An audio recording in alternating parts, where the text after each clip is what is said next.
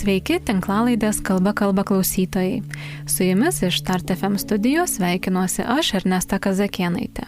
Šiandien kviečiu pasiklausyti pokalbio apie retai aptariamą vertimų istorijos pusę, jų cenzuravimą.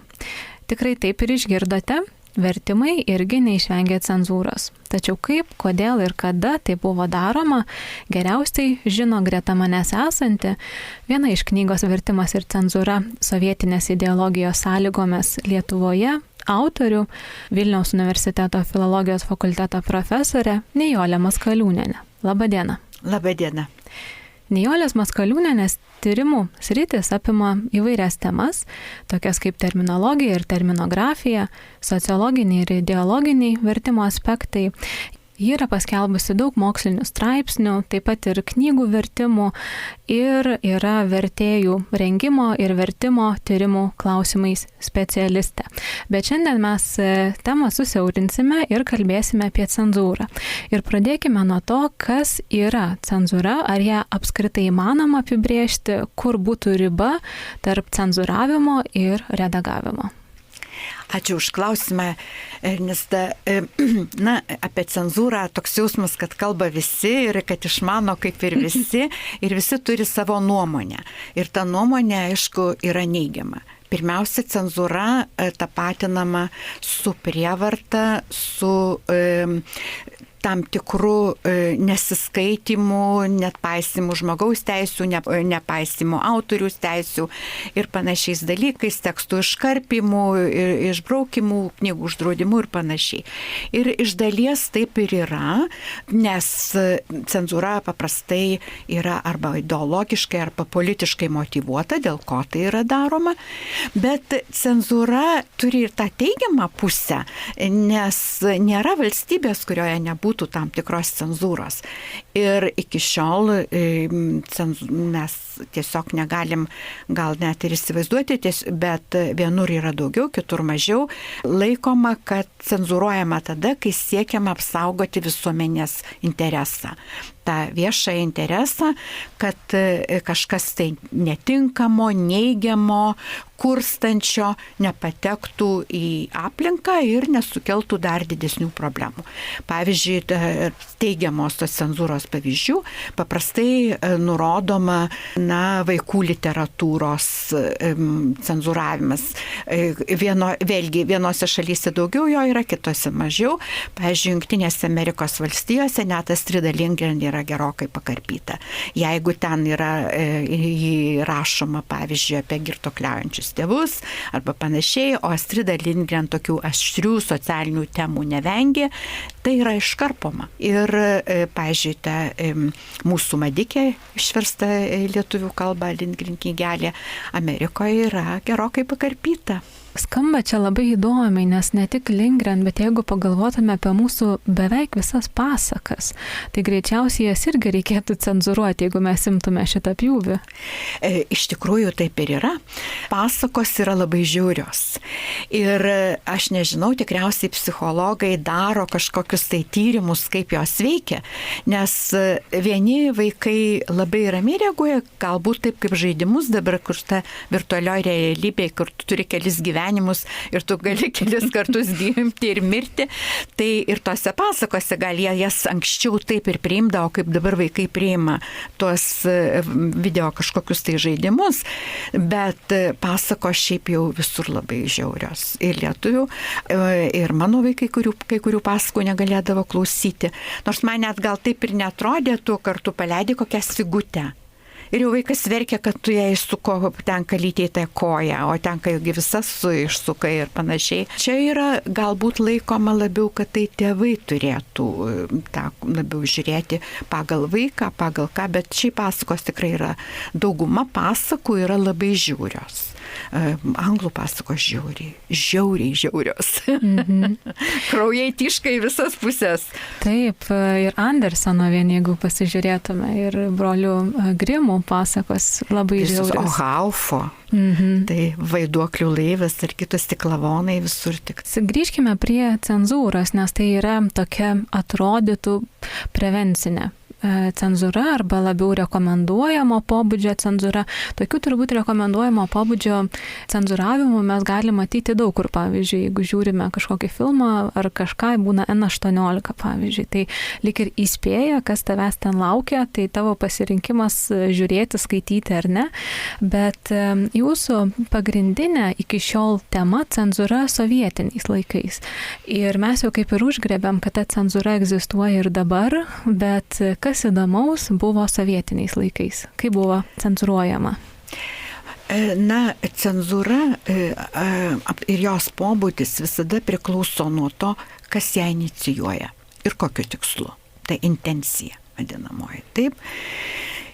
Pati ir sovietinė cenzūra, kuri buvo agresyvi, sakyčiau, ir, bet irgi galima, gal įvairi, jie atsirado netuščioj vietoj. Cenzūra buvo ir carinėje Rusijoje, cenzūra buvo visur. Cenzūra buvo nepriklausomai Lietuvoje. Žodžiu, cenzūra yra visose valstybėse, nes ta jėga, kuri yra galios pozicijoje, kuri yra valdžioje, paprastai stengiasi arba riboti informaciją, ypač dažniausiai susijęs su informacijos ribojimu, kuri jiems nepalanki, arba skleisti tą, kuri yra palanki, vadinasi, irgi yra kažkoks ribojimas kitas, kuris nepalankus. Ir kaip sakiau, čia yra būdinga bet kuriai visuomeniai. Dabar, kada ir kaip jie atsiranda, pavyzdžiui, Sovietų Rusijoje po spalio revoliucijos jau 3 dieną buvo išleistas dekretas, kuriame buvo parašyta, kad siekiant apsaugoti mūsų jauną valstybę darbininkų nuo buržuazinių įtakų, nuo tų, kurie ją nori sunaikinti ir paskandinti, įvedama ypatinga, išskirtinė ir laikina priemonė. Bus ribojama tas ir tas. Ir toks pateikimas to dekreto, čia Lenino dekretas buvo, pateikimas suteikia tą legitimumo vaizdą, kurį priima visa visuomenė. Bent jau didžioji jos dalis, kuri palaiko tą santvarką. Kad tai būtina mums apsaugoti, šiandien mums to reikia ir tai bus laikina ir išskirtinė priemonė. Bet kaip žinom, jinai buvo nelaikina ir neišskirtinė ir jinai liko visam laikui ir net kai jau mes patekom į sovietinę tą sistemą ir iki pat jos žlugimo pabaigos, todėl kad ji tik stiprėja, ypač tokiose totalitarnėse valstybėse ir Sovietų Rusija ir paskui Sovietų Sąjunga nebuvo išimtis. Tas pats vyksta ir kitose valstybėse, ir Kinijoje, ir dabar šiuo metu tai Iranas, Afganistanas, ryškiausi tokie pavyzdžiai, kur apskritai kalbam apie žmonių teisių pažeidimus ir visa kita.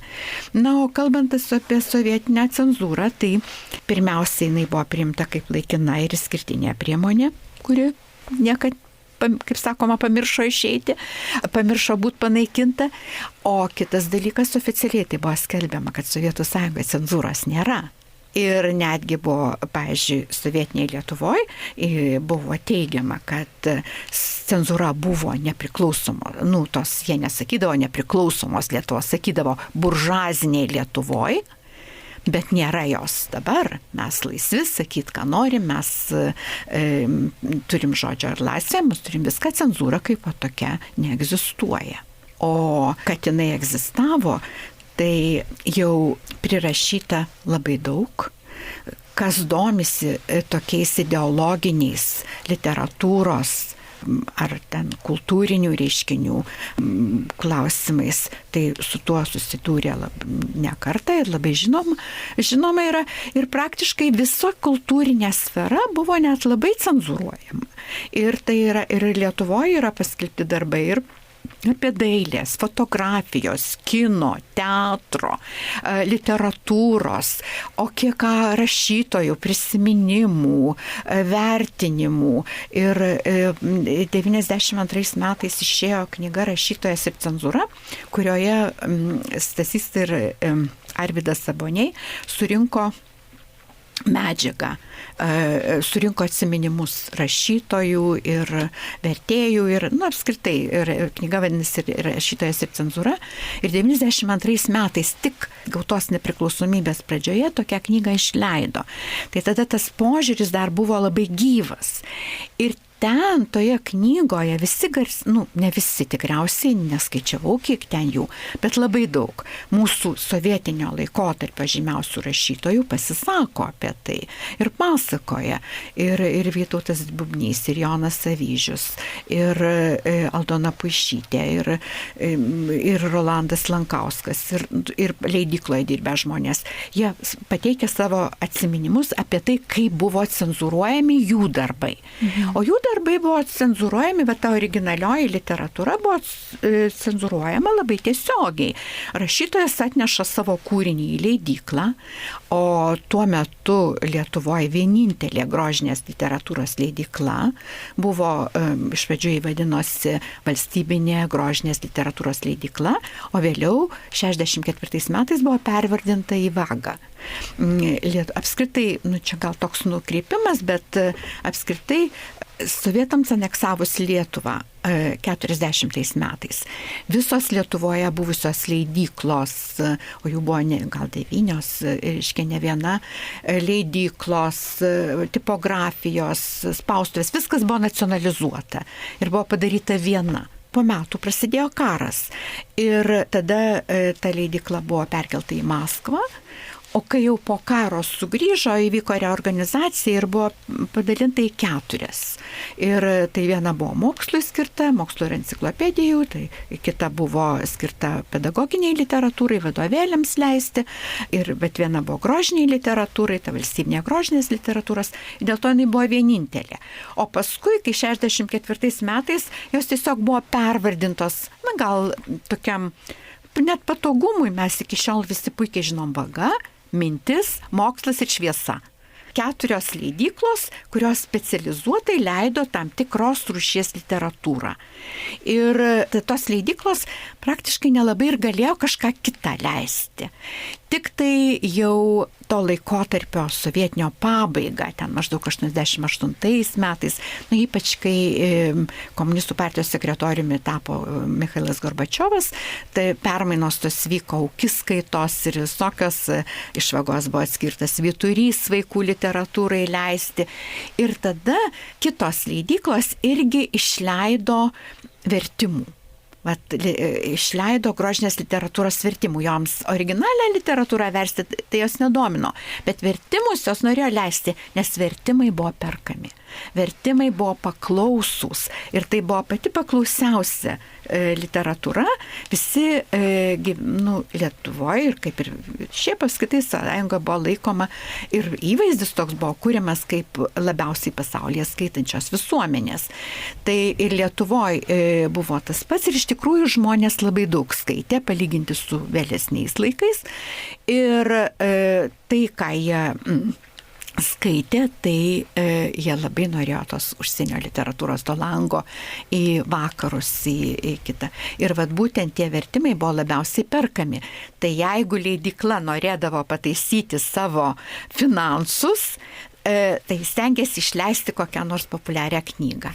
Na ir čia, jeigu tai tokia mūsų toje knygoje vertimas ir cenzūra yra aprašytas Vinetų atvejais, kur Vinetų Majus šiaip jau buvo draudžiamas sovietiniais laikais ir jis nebuvo spausdinamas, nebuvo verčiamas, bet jau į pabaigą, tai laikotarpiu jau kai kur jau tarsi pasirodė, kad gal jau ir galima. Teodoras Četrauskas tuo metu dirbo Vagos leidykloje ir jis jau pasiūlė savo vertimų redakcijai, kad verskim Vinetų. Bet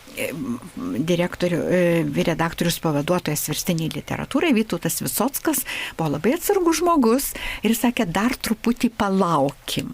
Tai tada Četrauskas tą idėją pasiūlė Minties leidyklai, Mintis padavė tą projektą partijos komitetui, jie tvirtindavo planus ir kažkokiu būdu jiem pavyko pasitvirtinti. Tai čia jiem buvo aukso kasykla.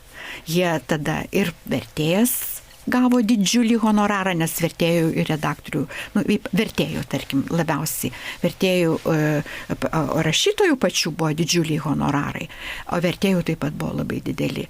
Tai jau už Majų, kurio buvo ten 100-tūkstantiniai tiražai, tai ir vertėjas gavo labai didelį atlygį, kaip jis sako, jis išėjo iš darbo, jis gavo 3 metų vos ne algą už tą knygą ir jis paskui vien tik vertė jau. Ir tai buvo be galo populiari knyga, pirko ją visi, pasak Četrausko stovėjo eilė kaip prie Kernagio plokštelių, kurias jis pats būtų pasirašinėjęs. Tai irgi parodo, koks Kernagis buvo populiarus tuo metu, bet vaga neišleido tos knygos, bet ją išleido mintis.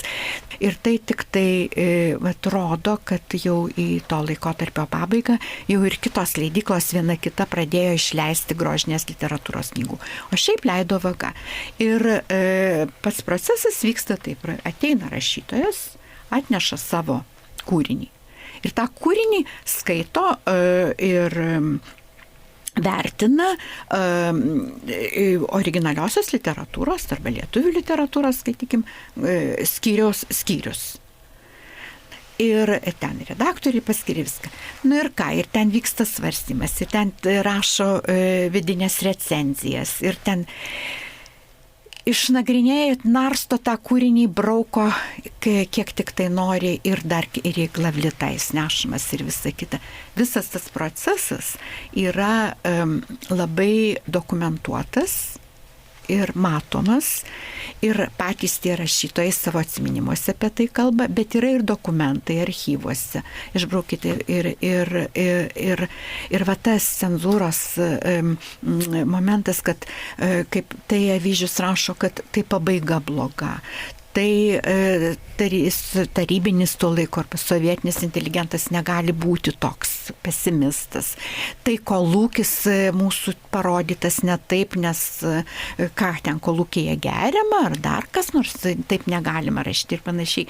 Tokiu būdu ta originaliosios literatūros cenzūra, ji mus pasiekia tą formą, kokia jinai ir buvo. Visą tai galima aprašyti, ištirti ir patikrinti. Vertime yra kitaip. Su vertimais yra kitaip. O kodėl su vertimais yra kitaip? Todėl, kad pirmiausia, tai verstimui tą knygą reikia patvirtinti. Tiesiog tos knygos, kurios nepriimtinos ideologiniu ar kažkokiu kitų požiūriu, pavyzdžiui, rašytojas, jo biografija netinka ar dar kas nors, tai galų galiai ir vertėjas, jeigu yra, pavyzdžiui, buvęs koks nors ar ten deportuotas, ar dar kažkos jo pavardė neminima, praleidžiama. Tai paprasčiausiai pirmiausia yra prevencinė. Ta prevencinė cenzūra. Netinkamos neleidžiamos. O jei jinai neleidžiama, tai kas su ja? Jeigu jau ją leido leisti, vadinasi, rašytojas tinka, knygos turinys tinka, tai ką jau ten per daug ir braukysi. Be to dar buvo ir toks momentas, kad kai jau vertėjas susitinka su savo knygos redaktorium, jie aptaria dviese. Redaktorius yra atsakingas už tai, kad viskas būtų gerai. Redaktorius jam parodo, kad gal šitą vietą reiktų pakeisti, o čia gal kažkas tai netaip. Ir tai nėra užfiksuota. Vertėjas tada žino, kad jam gal reikia pakeisti ar pataisyti. Gali jisai sutikti, gali jis nesutikti. Pavyzdžiui, Povilas Gasiulis vertęs Rugiuose prie bedugnės Selindžerio romaną. Jisai sako, kad vieną puslapį visą išėmė pati redaktorė. Ir jisai sako, aš nesipriešinau, tik paburbėjau, nes jinai pasakė, būtinai reikia išimti, nes knyga bus mokyklų bibliotekose, tai kaip čia vaikai skaitys apie homoseksualus. Reiškia, o tuo metu, kadangi tai buvo laikoma nusikaltimu, Ir kas įdomiausia, kad ta pati knyga, jinai buvo be galo populiari visoje Sovietų Sąjungoje, buvo visur leidžiama, bet nei Latvijoje, nei pačioje Rusijoje nebuvo iškarpyta. O Lietuvoje taip. Ir Lietuvoje 3 leidimai buvo perleisti ir visuose tas puslapis, kurį turi pasilikęs iki šiol Povilas Gasiulis. Jisai sako, kad kai jau dabar nepriklausomoje Lietuvoje reikėjo perleisti, man net nereikėjo jos iš naujo versti, nes aš tą puslapį turiu, tik paredagavau ir dėjau. Tai niekas ir negali pamatyti tokios cenzūros. Ir jei jis neturėtų to puslapio, tai kas galėtų patikėti, kad jis buvo išvertęs, o ne pats ten ar išėmė, ar apskritai. Ir apskritai, kad toks puslapis buvo, tada jūs turit lyginti su originalu, o jeigu jūs skaito atvertimą, tai gal jūs to originalo gauti negalite arba nemokat anglų kalbos. Na, tiesiog viskas taip kaip ir pasislepia. Ir taip, kad prevencinė cenzūra vertime buvo pirmas atrankos sietas. Pirmiausia, atrenkami buvo autoriai ir knygos turinys, kad knygos kokios gali leisti. Ir tik tada tokia knyga yra duodama vertėjui versti. Tai, ką girdime, yra keli etapai ir įdomu, kas atsakingas už tuos etapus, nes tai, kad knyga gali būti verčiama ar ne, atrodo, kad turėtų kažkas nuspręsti iš aukščiau, bet tai, kad puslapyje būtų ar nebūtų to teksto, tai jūs ir paminėjot, kad tai yra redaktoriaus sritis ir tarsi redaktorius yra kaip cenzorius. Bet iš tikrųjų taip ir buvo. Dėl to, kad cenzūra dar turi tokią ypatybę, kad, jeigu kažkokia diktatūra ar kažkokia tai grupė žmonių paima valdžią kuriam laikui ir tai būna ne taip ilgai, tai ta cenzūra funkcionuoja kaip prevencinė priemonė, aišku, jiems apsisaugo atginti savo tą jau pasiektą lygį, kaip, pavyzdžiui, šiuo metu sakytume, aš gal čia taip įsivaizduoju, bet man labai atrodo geras būtų pavyzdys, koks Orbanas Vengrijoje, nes jis buvo 16 metų. Tai nėra 50, tai nėra 70 ar 100, kaip kitos diktatūros, kurios egzistavo. Bet tai jau yra pakankamai ilgas laikas, kai tu gali savo galę, tą visą ratą stiprinti, kažką drausti, kažkam neleisti ir panašiai. Tai kai ilgesnį laiką, tai be visuomenės palaikymo tai nevyksta. Lygiai kaip po to dekreto Lenino visuomenė palaikė, ypač ta darbininkų, proletariato, ta grupė palaikė tas visas priemonės, kad reikia apsaugoti mūsų valstybę, reikia neleisti ten visam šmeištui sklisti ir panašiai. Taip ir Sovietų Sąjungoje tai buvo iš pradžių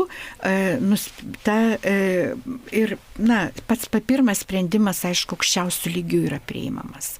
Ir jis priimamas ir nuleidžiamas į vietinės, į tas, šiuo atveju respublikinės, paskui, o respubliko jau tada ir rajonams, ir pačiai leidyklai, ir redaktoriam, tas, ką galima, ką negalima, o ilgainiui visi pripranta prie to ir prisitaiko. Ir jau patys žino, ko bus galima ir ko bus negalima. Ir stengiasi to išvengti. Prasideda tas savicenzūros etapas, kad aš skaitau ir aš žinau, kaip jie sakydavo, šitas nepraeis. Kam nepraeis? Ogi tiem, kurie tikrins. Ir jeigu nepraeis, tai vadinasi, bus išbraukta vis tiek, nukentės leidykla, galiausiai nukentės redaktorius, nes negaus premijos už savo ten darbą ar panašiai.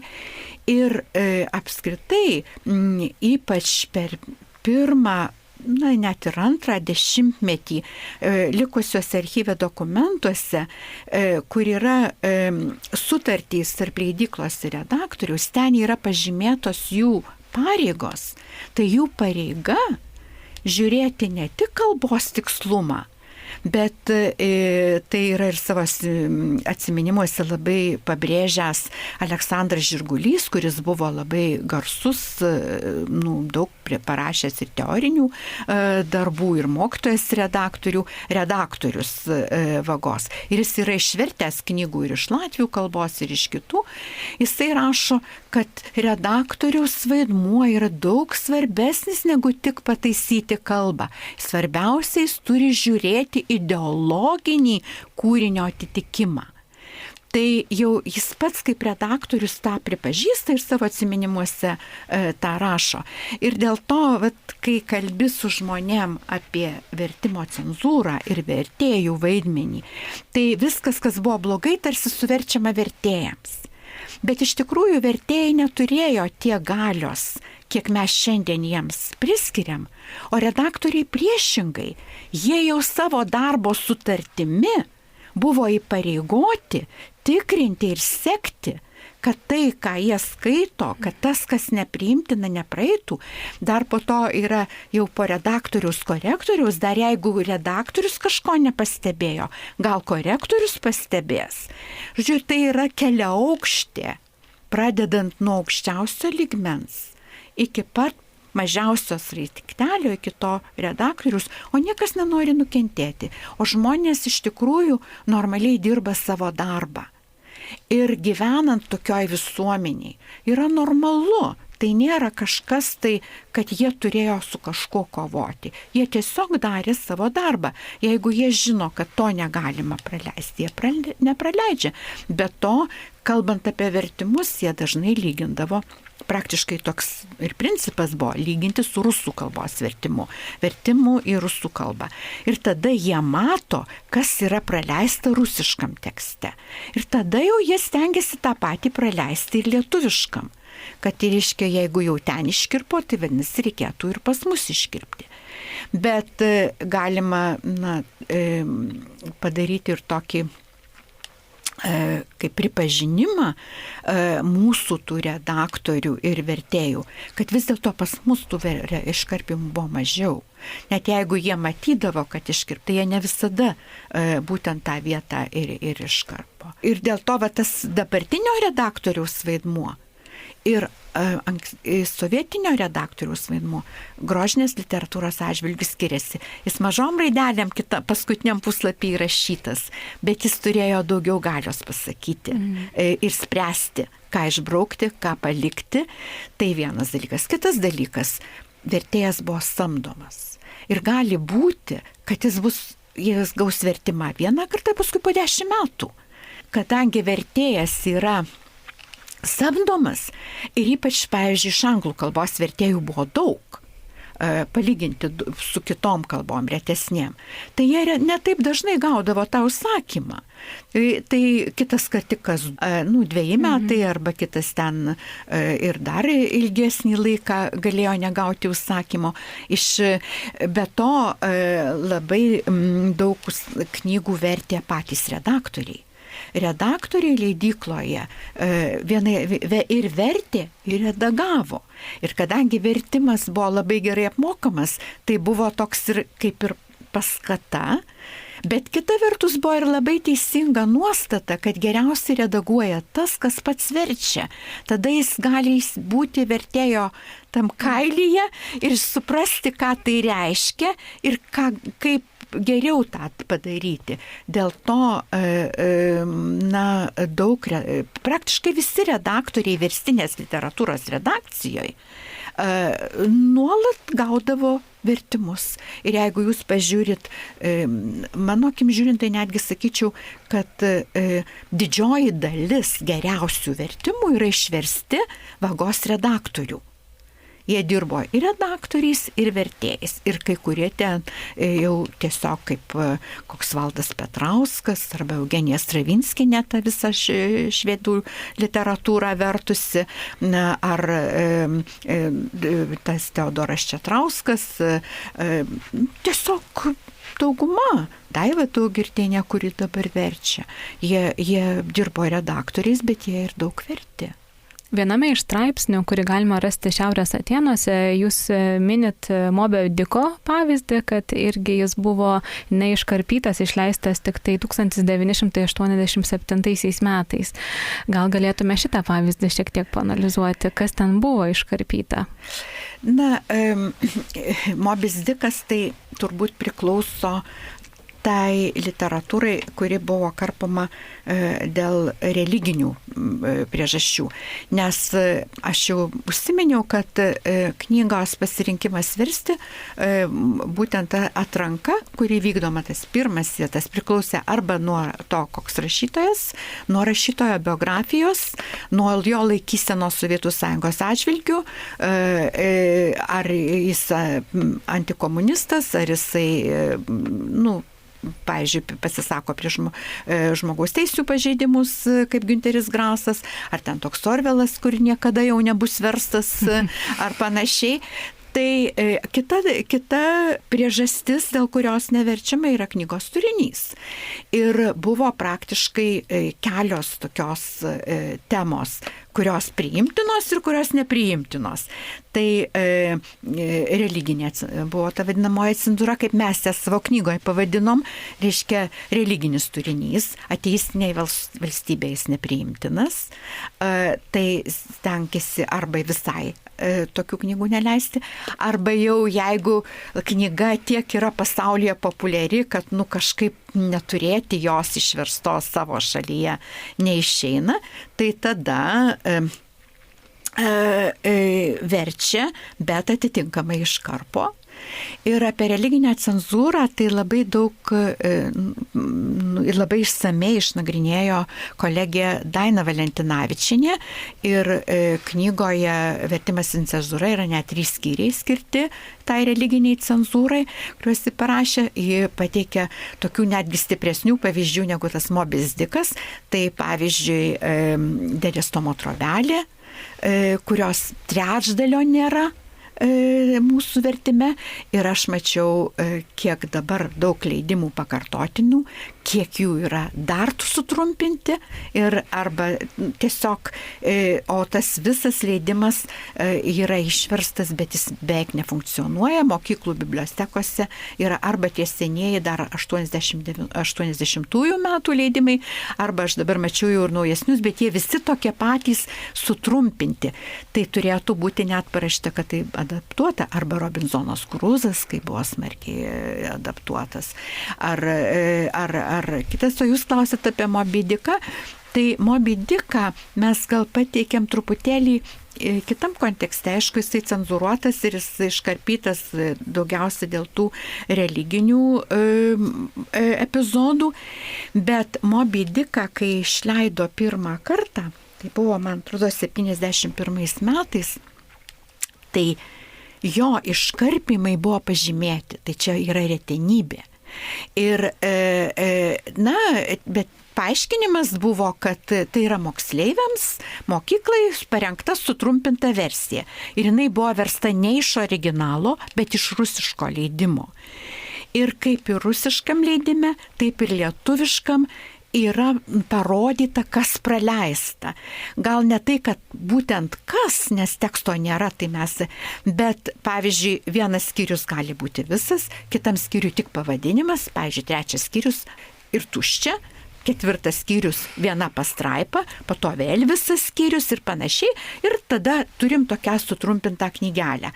Ir jeigu pažiūrėsim į tą pasaulio literatūros biblioteką, kur jau jis išleistas visas, kokia didelė tai knyga, o dabar išleista tos leidyklos Nieko rimto, tokio grožio iliustruota knyga, ta Irenos Balčiūnienės vertimas ir visa kita, tai matosi, kiek daug buvo iškirpta. Na, o tiek iškarpius teksto, Tai šiuo atveju, kaip sakau, bent jau tiek, kad žinai, kad jis iškarpytas. Čia matoma cenzūra. Matoma cenzūra, taip, mes ją matom. Ir mes net nežinom, kad tai cenzūra. Gali būti tiesiog trumpinys. Ir jie, kadangi parašo, kad tai sutrumpinta moksleiviam. Bet kai pažiūrim, kas iškirpta, tik tada ir supranti, kad tai cenzūra. Nes, pavyzdžiui, epizodas koplyčio iškirptas. Arba kur ten žmonės Dievo šaukėsi iškirpta.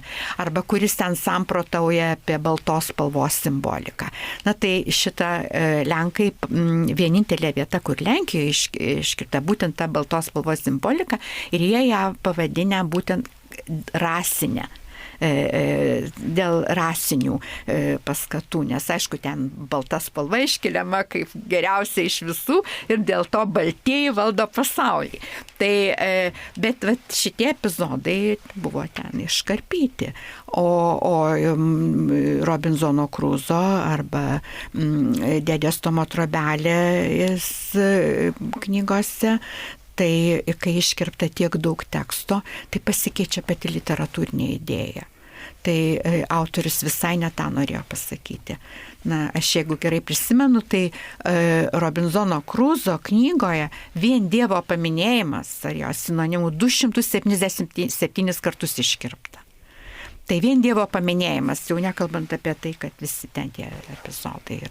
Tada knygos logika, kaip ir yra straipsnis apie Dėdės Tomo Trobelės vertimą spaudoje, man atrodo, 13 metais paskelbtas. Tai ten labai aiškiai parašyta, kad kai kur atrodo, kai tas Dėdė Tomas kaip koks kvailelis, nes jo veiksmai visai nemotyvuoti, nes jie iškirpti.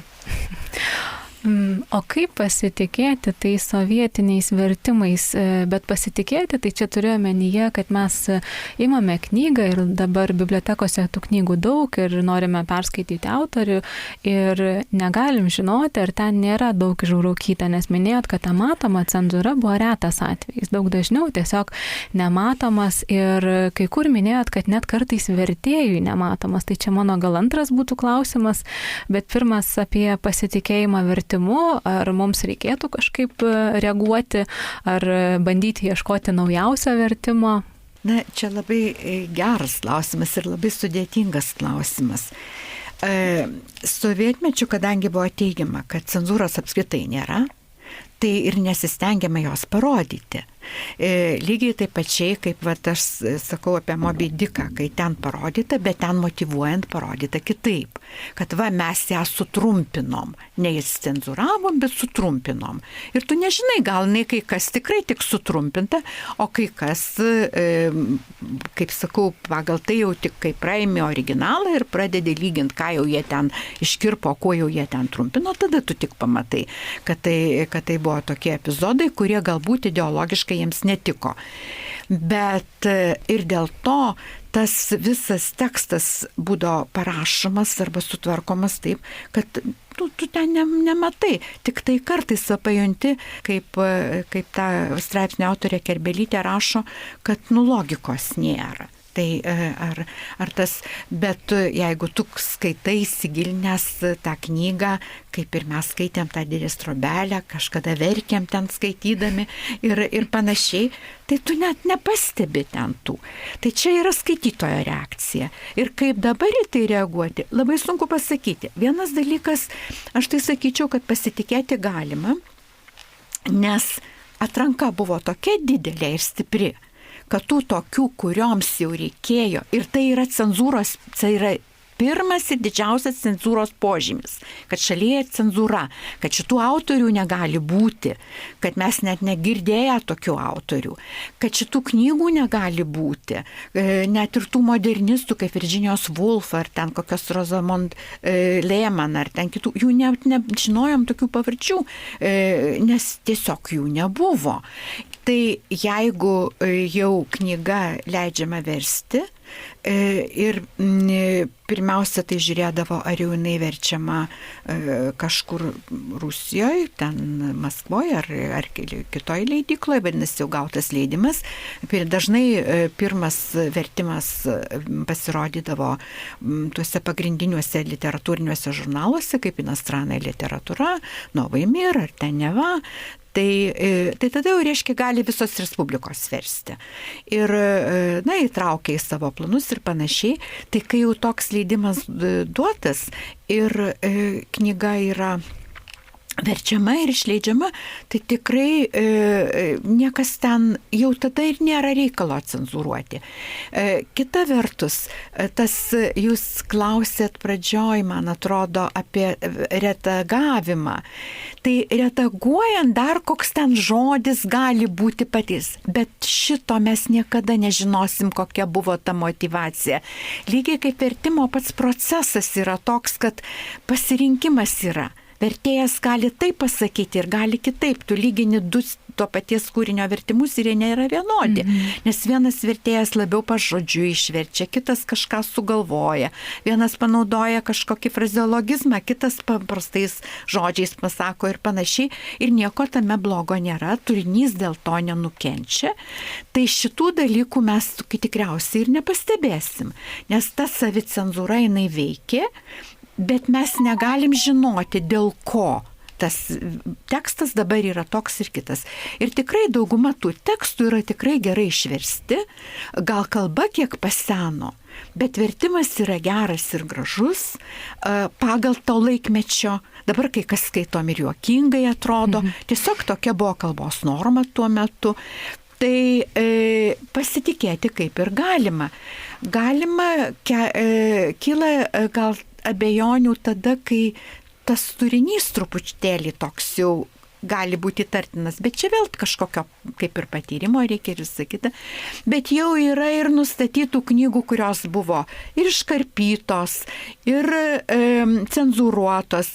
Tai net va čia yra problema, kad kai yra mokiniam rekomenduoti tuos literatūros sąrašai, arba šiaip net nepažymima, kad 80 metų, pavyzdžiui, knyga leista, bent jau pasakytų, kad gali būti cenzūruota. Jau nekalbant apie tai, kad ten kai kurias kaip Dėdės Tomo trobelė, arba Robinsono Kruzą, arba net ir Tomo Sojerio nuotykiuose, kai kas truputėlį yra pakeista, praleista, ar panašiai. Tai, kad tokiu atveju, jie skaitys, bet kad jie žinotų patį bent faktą. Ir gal tada jie pasieškotų naujesnio varianto. Dabar leidyklos irgi, kai kurios jos net neperverčia iš naujo. Kartais duoda tam pačiam vertėjui, jeigu dar jisai yra gyvas ir jeigu dar jisai verčia, nes daug jau išėjo, paliko mus per tiek metų, tai duoda peržiūrėti ir gali kažką pakeisti, gali atnaujinti ir kalbą, ir gal pastebėti kokią vietą praleisti ir visą kitą. Na, o kaip vertėjai, nes vertėjai tai iš tikrųjų stengiasi sąžiningai versti. Jie tikrai nesistengia patys savo ten nuožiūrą iškarpyti. Kažką galbūt pašvelnino, kažką galbūt parašė truputį kitaip, kad praeitų, kaip sako, nes funkcionieriai tai labai buvo susirūpinę, kas nepraeis ten, o ten tai kur. Mes žinom, kur tvirtino tuos planus visus ir panašiai. Galų gale leidykla buvo atsakinga irgi ir labai tai ir leidyklos kaip institucijos cenzūra ir žmogaus savicenzūra. Nes jie nukentės, jeigu paskui reiks visą tiražą išimti. Arba kaip Keliuotis rašo, kad iš viso jo Voltero vertimo, iš visų knygų reikėjo, ar 20 000 egzempliorių reikėjo ištrinti pavardę jo. Ir visur merginos ištrynė rankiniu būdu jo vertėjo pavardę. Nes buvo nurodymas iš aukščiau, kad Keliuotis net negali būti vertėjas parodytas. Jam dar net leista, nors jis jau reabilituotas. Tai tokiu atveju Ir leidykla saugosi, kad tokių dalykų neatsitiktų, nes tai yra finansiniai nuostoliai. Jie irgi turėjo planus ir pardavimus, ir reikėjo parduoti, reikėjo tas knygas platinti, reklamuoti ir panašiai. Na, o vertėjo, kad jis galėjo ir nežinoti, kad yra tekstas cenzūruotas. Tai mes čia turim tokią problemą šaltinio, iš ko vertė. Mes žinom, kad daug originalų gauti čia nelabai gausi. Tas knygas, kurias vertė, dažniausiai reikėdavo arba atsisiųsti iš Maskvos, kai klausėm vertėjų, kur gaudavot originalą, iš kurio vertėt. Tai atsakymas būdavo, kad arba jeigu čia nieks aplinkui pasiklausinėjai kolegas ar kas, kažkas savo bibliotekoje gali turėti, kai kas gaudavo knygų iš užsienio ar kažką, niekas neturi, užsakai iš bibliotekos, iš tos centrinės užsienio literatūros bibliotekos Maskvoje. Ir tau iš Maskvos atsiunčia tą originalą ir jeigu jis leistas užsienyje, viskas yra gerai. Ten ir dažniausiai taip ir būdavo. Jeigu jie neturi, arba jeigu kažkam kitam reikia, jie padarydavo Maskvoje tą kopiją. Irgi atsiunčia. Irgi bus viskas tvarkoj.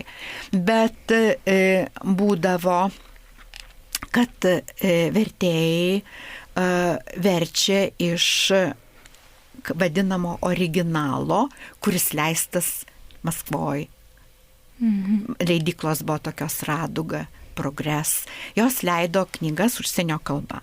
Jos leido populiarius autorius, tai kadangi buvo sunku įsigyti užsienio kalbą knygų, tai ir universitetam mes skaitydavom bibliotekoje visą lentyną, pavyzdžiui, namų skaitimui, visi skaitom, pavyzdžiui, tą pačią knygą. Kokio Voynich, tokia anglų rašytoja buvo, Gilį skaitėm visi. Ar ten Gausvarčio Forsaitų sagą. Tai mesgi skaitėm knygą, kuri leista ne užsienį, jos dar ir brangiosios, valiuta kainuoja. Sąjungoje valiutos stokojo. Tai mes naudojamės tomis knygomis, kurios išleisdavo Maskvos leidyklos, tos, kurios leido literatūrą užsienio kalba. Jie leido ir ispanų, ir vokiečių, ir kitom kalbom. Na ir ką mes šiandien matom. Ir ne vieną klausėm, pavardžių neminėsiu, bet ne vienas vertėjas sakė, kad turėjau tą knygą Maskvoje leistą, iš jos ir verčiau. Nes tai yra ir net mintis niekam nekildavo, kad gal tas originalas jau pakarpytas. O iš tikrųjų tai buvo. Ir aš galiu paliudyti Hemingvėjaus, kam skambina virpai, pavyzdžių. Gasiulis, kuris buvo tos knygos vertėjas, ją vertė iš originalo. Taip kad lietuvius ta knyga pasiekė su šiokiais tokiais iškarpimais, galima apie tai pasiskaityti mūsų knygoje, bet tų iškarpimų buvo gerokai mažiau negu kad rusiškam leidime, tai vienas dalykas. O kitas dalykas, tai ta knyga buvo išleista Maskvos leidykloje, Progres leidykloje išleista. Jinai buvo išleista tik tai 81 metais, kai Lietuvoje jinai išėjo 72. Tai jau ir nebūtų galėjęs versti iš tos, taip kad mes tikrai gavom iš originalo verstą knygą. Bet kai aš dabar per projektą ją patikrinau, joje tie patys iškarpimai, kurie yra rusiškam vertime. Vadinasi, vertėjas, kuris paima versti originalą leistą Maskvoje, net negali įtarti, kad jinai jau pakarpyta. Ir tada jis išvers viską tiksliai, patikrins redaktorius, jeigu ten norės pažiūrėti su rusišku vertimu, niekas nebus praleista.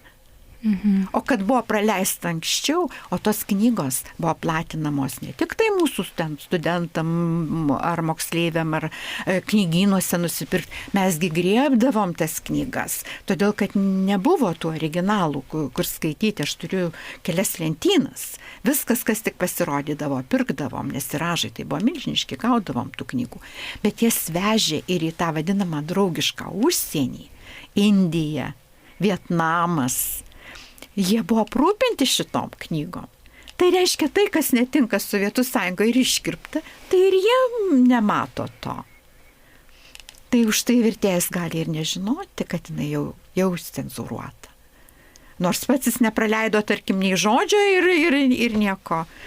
Mes iki šiol kalbėjom daugiausia apie grožinę literatūrą ir kažkaip natūraliai kyla klausimas, ar tikrai tik grožinė literatūra buvo cenzuruojama. Ką jūs turite apie kitą literatūrą, galvoje, tu sakydama kitą literatūrą. Kitos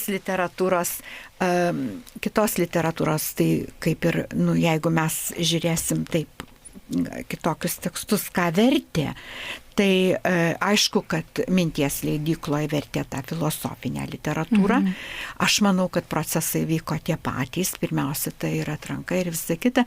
Dar yra tas vadinamasis, toks atrankinės prevencijos, kai verčiama tam tikro autoriaus pasirinktas kažkoks kūrinys, kuris priimtiniausias yra. Ir tada tu gali pozicionuoti autorių, kad jis yra toks ar kad jis yra kitoks. Pavyzdžiui, kokį nors Kamiu pateikti kaip absurdo filosofą. O visų, tarkim, kritinių ten tų kitų paprasčiausiai neversti.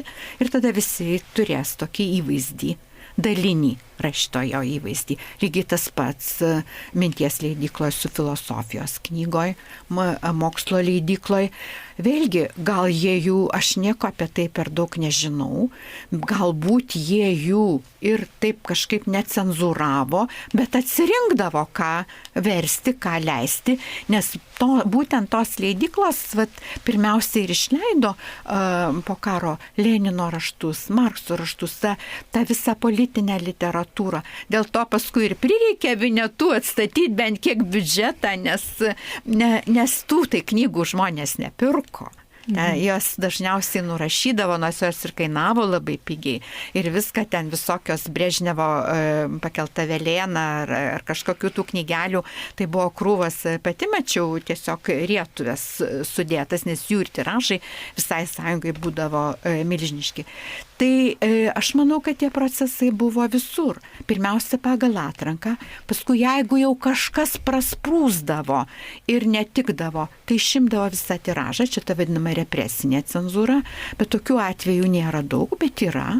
Kad, pavyzdžiui, Graičiūno visas vienas vertimas buvo visas sukarpytas, jau buvo su viršeliais, su viskuo. Ir tiesiog išimtas ir sunaikintas. Tai taip, kad aš manau, o šiaip, kadangi nebuvo nei laisvosios tos rinkos, nei kažkokių tai įmonės įstatų, ar ten kažko, taigi į užsienio kalbas virsti, arba ten iš užsienio kalbų nereikėjo, o ir buvo tik tai rusų ir lietuvių kalba dokumentai rengiami. Tai apie tuos aš nežinau, bet pavyzdžiui, kad būdavo pakarpomi vadovėliai, cenzūruojami, tai tikrai vadovėlius ir versdavo, net ir verčia, o juos kartais juos imdavo iš įvairių šaltinių, tai vadovėlius ir mokyklinę mokymo tą literatūrą, tai tikrai pacenzūruodavo. Net, pavyzdžiui, anglų kalbos gramatikoje yra sakinių, kurie, net jeigu pasižiūri, kokius sakinius kaip pavyzdžius duoda, jie yra visi ideologizuoti. Pratimai, pavyzdžiui, gramatikos. Atrodo paprastas dalykas, bet pasižiūri, kokie sakiniai. Ir jie yra ideologizuoti. Ir netgi tie pirmieji, ne pirmieji, bet vadovėliai anglų kalbos, iš kurių aš mokiausi, jie visi buvo iš Rusijos. O tik paskui buvo kolegė, jau paskui buvo tokia Alma Stasiulevičiūtė, pedagoginiam dirbo, paskui ir mūsų fakultete dirbo, kuri parengė pagaliau Lietuvoje rengtus vadovėlius. Bet veiksmas dažnai vyksta tai Maskvoje, tai dar kur nors. Ta prasme, duoklė vis tiek atiduodama, nes tuos vadovėlius tvirtina.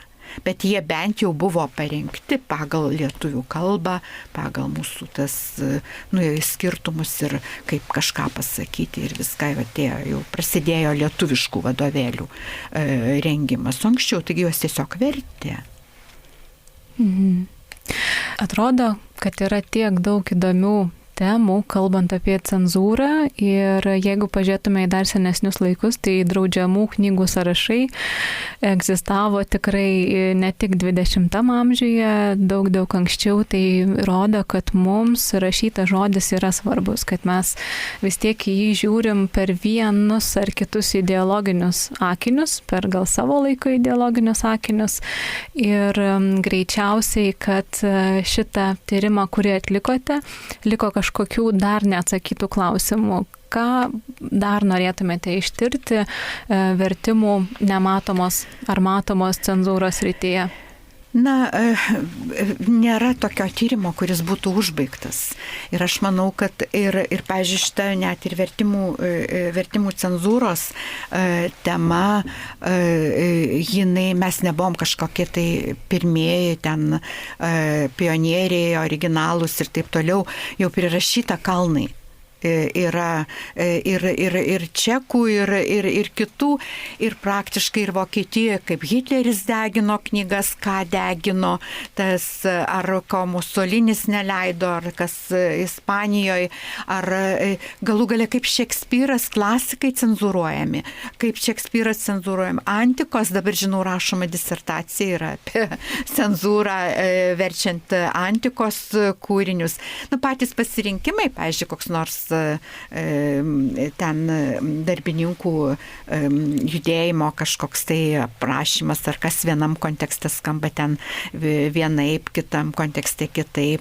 Tai galų gale, ką mes priimam į savo kanoną, ką verčiam, ką jau leidžiam į mokyklas, tai jau kaip ir įeina į kanoną. Ir tas ideologizuotas kanonas dažnai nesutampa su tos šalies kanonu, kurioje viena knyga yra. Arba kaip, pavyzdžiui, sovietmečiu labai populiari ta knyga Voinič Gilys buvo, kurią mes ir studijuojantami skaitėm privalomą literatūrą ir apskritai jinai buvo be galo populiari. Tai Voinič buvo nustebusi.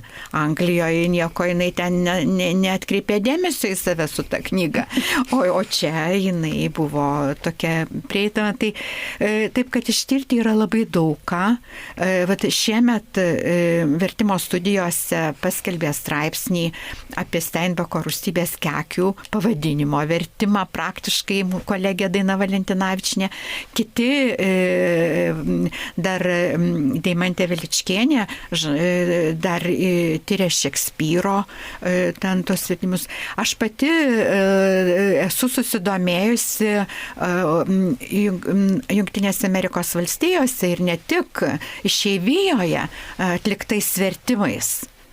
Ir man būtų labai įdomu palyginti, kuo jie skiriasi. Aš nemanau, kad ten jie buvo cenzūruojami. Galbūt ta prasme tos cenzūros, kaip mes čia jas patyrėm ir suprantam, gal nėra, bet būtų įdomu palyginti patį tą vertimą ir pasižiūrėti, nes praktiškai tuo pačiu metu buvo verčiamas koks nors Hamletas Lietuvoje ir Jungtinėse valstijose arba kiti rašytojai. Taip kad vertime yra labai daug įdomių temų, kurias galima tirti, kurias galima studijuoti ir kviečiu visus, gali tik skaityti ir vertimus skaityti ir lyginti ir žiūrėti ir pati kalbos normas keičiasi. Ir tas irgi yra įdomių straipsnių padaryta šiuo požiūriu, kaip keitėsi, kaip formavosi lietuvių literatūrinė kalba iki karo.